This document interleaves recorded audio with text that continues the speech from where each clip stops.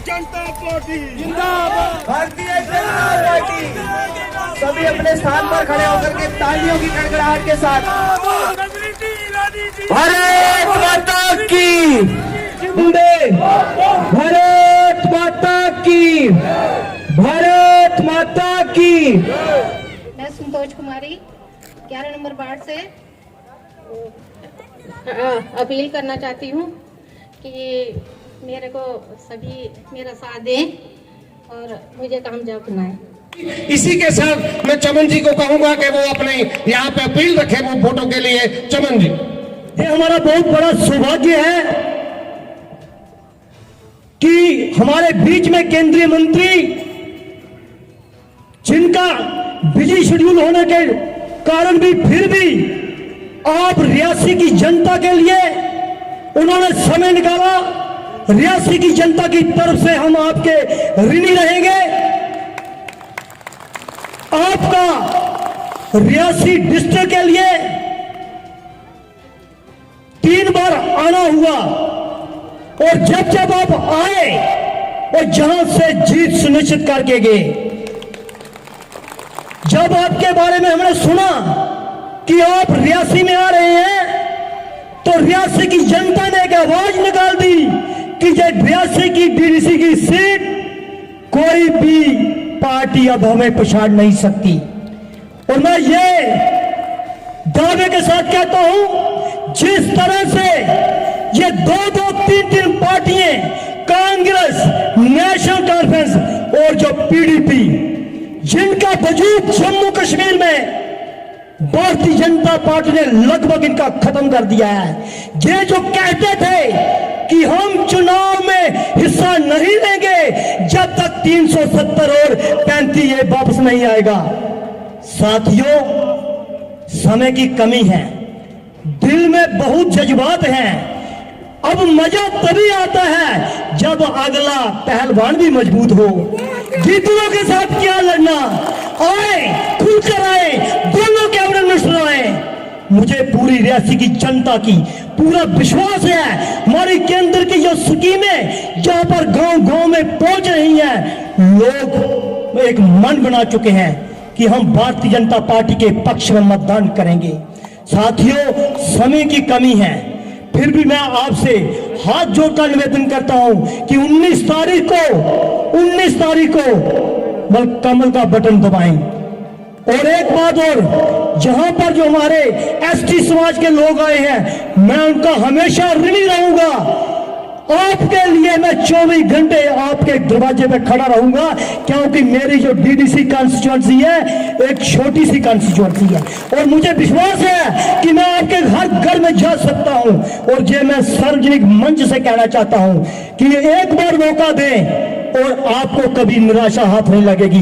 जहां से पूरे जम्मू कश्मीर में एक मैसेज आएगा कि जहां अगर सही जो गुलदस्ता बना है तो रियासी डीडीसी कॉन्स्टिट्यूएंसी से बना हुआ है, जहां हिंदू, मुस्लिम, सिख, ईसाई सभी एकजुट होकर। मैं बहुत खुश हुआ जब मैं यानी अपनी कॉन्स्टिट्यूएंसी में गया, किस तरह से मुस्लिम लोगों ने, हर समाज के लोगों ने खुलकर समर्थन किया और आज भी कितने लोग जहां पर आए हैं। मैं ये आपको आश्वासन देता हूं, कभी भी निराशा हाथ नहीं लगने दूंगा। मैं ज्यादा समय ना लेता हुआ, क्योंकि इन्होंने जम्मू में शायद कठुआ में कोई कार्यक्रम होगा, तो आप सबका मैं बहुत बहुत आभारी हूं। 19 तारीख को भारतीय जनता पार्टी के पक्ष में मतदान करें। जय हिंद, जय भारत। भारत माता की। अब मैं ज्यादा समय ना लेता हुआ माननीय केंद्रीय मंत्री स्मृति ईरानी जी से आग्रह करूंगा कि वे मंच पर आए और हम लोगों का इस चुनाव को लेकर के मार्गदर्शन करें। मंच पर विराजमान आदरणीय बलदेव जी, आदरणीय अजय नंदा जी, अरविंद गुप्ता जी, जिला अध्यक्ष आदरणीय शील जी, महिला मोर्चा की प्रदेश अध्यक्षा आदरणीय संजीता जी, भारतीय जनता पार्टी के सभी सम्मानित पदाधिकारी, जनप्रतिनिधि और आज इस मंच पर आप सब जिन्हें अपना आशीर्वाद देने आए हैं, ऐसे हमारी प्रत्याशी म्युनिसिपल चुनाव के लिए आदरणीय संतोष कुमारी जी और जिनका जुझारू भाषण अभी हम सबने सुना, ऐसे हमारे डीडीसी के प्रत्याशी आदरणीय चमन भगत जी, भारतीय जनता पार्टी का एक एक कार्यकर्ता यहाँ विराजित जनता जनार्दन के चरणों में नतमस्तक होकर आपका वंदन करता है, आपका अभिनंदन करता है। डीडीसी का ये चुनाव, स्थानीय निकाय का ये चुनाव अपने आप में जम्मू कश्मीर के राजनीतिक इतिहास में एक ऐतिहासिक चुनाव है। जब भारत के संविधान ने हमारे देश में लोकतंत्र के प्राण फूंके, तब अभिलाषा भारत के नागरिक की ये थी कि चुनाव मात्र संसद का ना हो, चुनाव मात्र विधानसभा का ना हो, बल्कि चुनाव और लोकतंत्र का ये उत्सव धरातल तक पहुंचे। और इसीलिए देश भर में पंचायत से लेकर संसद तक जनता जनार्दन को वोट करने का अधिकार जो भारत की संविधान ने दिया, वो हर नागरिक का गौरव बना। दुर्भाग्य की बात ये कि वर्षों से जम्मू कश्मीर की जनता लोकतंत्र के इस तोहफे से, लोकतंत्र के इस अधिकार से वंचित रही। इसलिए आज जब आप सब यहां पर डीडीसी और स्थानीय निकाय के चुनाव के संदर्भ में पधारे हैं, तो मैं आपसे कहना चाहती हूं, आपकी उपस्थिति इतिहास से कम नहीं, लेकिन सही मायने में इतिहास तब रचा जाएगा जब 19 तारीख को रियासी का नागरिक पोलिंग बूथ पर जाएगा और कमल के फूल पर अपनी मोहर लगाएगा। इस इतिहास को गढ़ने के लिए वर्षों से लोगों ने देश भर में जम्मू कश्मीर में तपस्या की। इस इतिहास को फलीभूत करने के लिए लाखों लोगों ने अपने प्राणों को गंवाया। ये इतिहास तब सुनिश्चित हो रहा है जब आपने साल 2014-2019 में अपना विश्वास नरेंद्र मोदी पर दिखाया, कमल का लोकसभा चुनाव में बटन दबाया और धारा 370 को देश की संसद में भारत के इतिहास से हटाया। कुछ लोगों ने दुस्साहस किया, भारत के संविधान, भारत के संसद को चुनौती देकर कहा कि धारा 370 हटेगी तो खून की नदियां बहेंगी।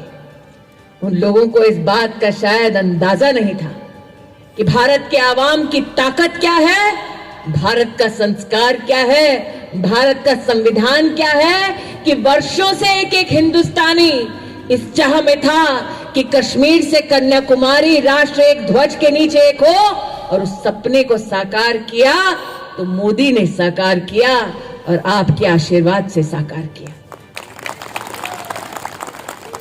आज इस कार्यक्रम में मेरी बहनें पधारी हैं, भाई भारी संख्या में उपस्थित हैं। हमारे परिवारों का संस्कार ऐसा कि बहन जब बेटी जब जन्म लेती है तो परिवार या आश्वासन, ये वचन उस बेटी को देता है कि आजीवन उस बेटी के सर पर उस परिवार का आशीर्वाद रहेगा। लेकिन दुर्भाग्य ये था उन बेटियों का जो उस वक्त जम्मू कश्मीर में जन्मी जब धारा 370 जम्मू कश्मीर पर लागू थी। उन बेटियों से कहा जाता था कि अगर जम्मू कश्मीर से बाहर तुम्हारा ब्याह होगा तो तुम्हारा अधिकार तुम्हारे मैके से समाप्त किया जाएगा। अपने ही घर में बेटी को पराया करने वाली धारा 370 को हटाकर नरेंद्र मोदी ने जम्मू कश्मीर की बेटियों को, बहुओं को सम्मान दिलाया। आज इस मंच से उसके लिए मैं अपना आभार व्यक्त करती हूँ। आज चमन जी ने अपने उद्बोधन में धारा 370 के साथ साथ गुपकार गैंग की बात की। यहां जो जनता जनार्दन बैठी है उनसे पूछना चाहती हूं, कोरोना की महामारी भगवान न करे अब तब आती जब केंद्र में कांग्रेस की सरकार होती, तो सोचिए गरीब का क्या हाल होता। आज यहां जितने नागरिक उपस्थित हैं वो इस बात को भली भांति जानते हैं कि जब इस महामारी ने देश के दरवाजे पर दस्तक दी तो नरेंद्र मोदी ने खुलेआम ये ऐलान करा कि हर गरीब परिवार को 7 से 8 महीने का मुफ्त राशन भारत सरकार मुहैया कराएगी। देश के 80 करोड़ नागरिकों तक महामारी के इस कालखंड में मुफ्त में राशन अगर किसी ने दिलवाया तो रोटी का वो निवाला मोदी ने दिलवाया, गुपकार गैंग ने नहीं दिलवाया। सालों साल से जब केंद्र में कांग्रेस की सरकार रही, जब एनसी का उनको समर्थन रहा, तो हालात क्या थे पूरे देश में, जम्मू कश्मीर में, यह बतलाने की जरूरत नहीं। इस मंच से जब युवा मोर्चा का आह्वान कर रहे थे चमन जी और हमारे बाकी नेता, तब मैं सोच रही थी कि जम्मू कश्मीर ने स्वयं देखा कैसे आतंक की दहलीज पर नौजवानों के सपनों की कुर्बानी दिया करते थे कुछ नेता। आज वही जम्मू कश्मीर धारा 370 हटने के बाद नौजवानों के लिए एक नया भविष्य, एक नया इतिहास रचने का संकल्प ले चुका है। ये वो नौजवान है जो किसी अमीर बड़े घर में जन्मा नहीं, ये वो साधारण नौजवान है जो अपनी मेहनत से बिना किसी के सामने सर झुकाए 2 वक्त की इज्जत की रोटी कमाना चाहता है। ये नौजवान सशक्त हो, इसके लिए नरेंद्र मोदी जी के नेतृत्व में देश के इतिहास में पहली बार स्किल डेवलपमेंट का मंत्रालय बनाया गया, ताकि हमारा नौजवान स्किल डेवलपमेंट के माध्यम से, प्रशिक्षण के माध्यम से, आधुनिक तकनीक के माध्यम से न सिर्फ किसी के यहाँ पर बढ़िया नौकरी करने के काबिल बने, बल्कि साथ ही अगर चाहे तो अपने दम पर अपना व्यवसाय शुरू करे। आज नौजवानों से कहने आई हूं कि प्रशिक्षण का ये दौर, प्रशिक्षण की यह सौगात, प्रशिक्षण का यह मंत्रालय तब स्थापित हुआ जब आपने नरेंद्र मोदी को अपना आशीर्वाद दिया और कमल का बटन दबाया। आज मौका आया है, स्थानीय निकाय के चुनाव में स्थानीय नौजवान को अगर सशक्त करना है तो 19 तारीख को पोलिंग बूथ पर जाना है और कमल के चिन्ह पर अपने मोहर को लगाना है। आज ये निवेदन करने आपके मध्य में आई। यहां जो नौजवान उपस्थित है, उससे अगर पूछो कि उसकी अभिलाषा क्या है, तो नौजवान चाहता है कि वो 2 वक्त की रोटी इसलिए कमाए ताकि अपने परिवार का सहारा बन सके। उनसे पूछो जिन लोगों ने अपना पूरा जीवन संघर्षों में झोंक दिया, आज चाहती हूं कि रियासी का नौजवान अपने घर के बुजुर्गों से थोड़ी बात करे तो समझ आएगा कि उन बुजुर्गों का संघर्ष कितना लंबा था। एक वक्त था हिंदुस्तान में, दिन की शुरुआत एक गरीब घर की बेटी करती तो अंधेरों से करती, शौच के लिए सूर्यास्त का इंतजार करती और रात के अंधेरों में शौचालय के लिए बाहर जाती। ये वो पीड़ा नहीं समझेंगे जिन लोगों ने अपने घर की बहू बेटियों को इस प्रकार का संघर्ष करते नहीं देखा। ये वो समझेंगे जिन्होंने अपनी बहनों की आंखों को झुका देखा, अपनी मां की आंखों को नम देखा। और ऐसे ही गरीब परिवार के लिए नरेंद्र मोदी को जब आपने प्रधान सेवक चुना तो उन्होंने कहा कि वाकई में इस देश में अगर गरीब मां बहनों की इज्जत करनी है तो कम से कम उनके लिए एक शौचालय तो बना दो। ये वो नहीं समझेंगे जो सोने का ताज पहनकर अपना जीवन व्यतीत करते हैं, ये वो समझेंगे जिन्होंने एक एक ईंट जोड़कर अपना आशिया बनाया है, ये वो समझेंगे। आपने नरेंद्र मोदी को अपना आशीर्वाद दिया। साल 2014 के बाद से 11 करोड़ गरीब परिवारों को पहली बार शौचालय बनाकर अगर किसी ने दिया तो मोदी की सरकार ने दिया, गुपकार गैंग ने नहीं दिया। इसलिए आज मैं चाहती हूं, चमन जी आपके सामने तो मैंने सुना है पूर्व कैबिनेट मंत्री भी उतरे हैं, 2 उतरे हैं। सोचिए जनता की ताकत, जो लोग मंत्री परिषद का हिस्सा थे अब वो डीडीसी का चुनाव लड़ रहे हैं, ये लोकतंत्र की ताकत है। उनसे कहिए आप अगर आपसे वोट मांगने आए कि अरे भाई 70 साल में एक शौचालय नहीं बना पाए, मेरी किस्मत आने वाले दिनों में क्या खाक बना पाओगे। इसलिए अगर किस्मत को चमकाना है तो 19 तारीख को पोलिंग बूथ पर जाना है और कमल के फूल पर अपना मोहर लगाना है। चमन जी तो बहुत भाग्यशाली हैं, मैं तो सिर्फ राहुल गांधी से लड़ी, आप 2 कैबिनेट मंत्री से लड़ रहे हैं। लेकिन तेवर शायद वही हैं। 5 साल में एक बार प्रकट होना, 5 साल तक गायब रहना और ये सोचना कि जनता के पास और कोई चारा ही क्या है। ऐसा माहौल खड़ा कर दिया गया था जम्मू कश्मीर में कि स्थानीय निकाय का चुनाव ना हो ढंग से, डीडीसी का चुनाव ना हो, ताकि जनता जनार्दन को अगर सेवा चाहिए, समाधान चाहिए, तो नेताओं के गरीब नागरिक चक्कर काटे। कितने लोग यहां उपस्थित ऐसे हैं जिन लोगों ने इस जलालत को झेला है कि घर में अगर कोई बीमार पड़ जाए तो कांग्रेस हो, एनसी हो, पीडीपी हो, उन नेताओं के चक्कर काटने पड़ते, हाथ जोड़कर कहना पड़ता कि भैया दिल्ली में एम्स में अस्पताल में भर्ती करा दो, घर में मौत मंडरा रही। कितने लोगों ने वो दिन देखे, लेकिन वो दिन बदले जब आपने नरेंद्र मोदी को अपना आशीर्वाद दिया। साल 2014-2019 में लोकसभा के चुनाव में कमल का बटन दबाया। अरे किसने सोचा था कि गरीब नागरिक जो दिल्ली में एम्स में अपने परिजन को भर्ती कराने के लिए इन गुपकार गैंग के नेताओं के चक्कर काटता था, एक दिन वही एम्स जम्मू आकर खुल जाएगा। किसने सोचा? यहां इतने लोग बैठे हैं जिन लोगों ने संघर्ष के ऐसे दिन देखे कि गांव में अगर कोई बीमार पड़ जाए तो लोग रुपया जोड़ते थे ताकि ऑपरेशन हो सके। घर में कमाने वाला एक हो, अगर उसकी बीमारी हो जाए तो घर में बहू, बेटी, पत्नी, मां जेवर गिरवी रख देती ताकि जान बच जाए। अरे किसने सोचा था कि वो देश जहां पर घर की बहनों को अपने जेवर गिरवी रखने पड़ते ताकि सिर्फ इलाज हो जाए, उस देश में एक दिन जनता के आशीर्वाद से मोदी जी ऐसी सरकार बनाएंगे और आयुष्मान भारत लाएंगे जो साल में गरीब परिवार को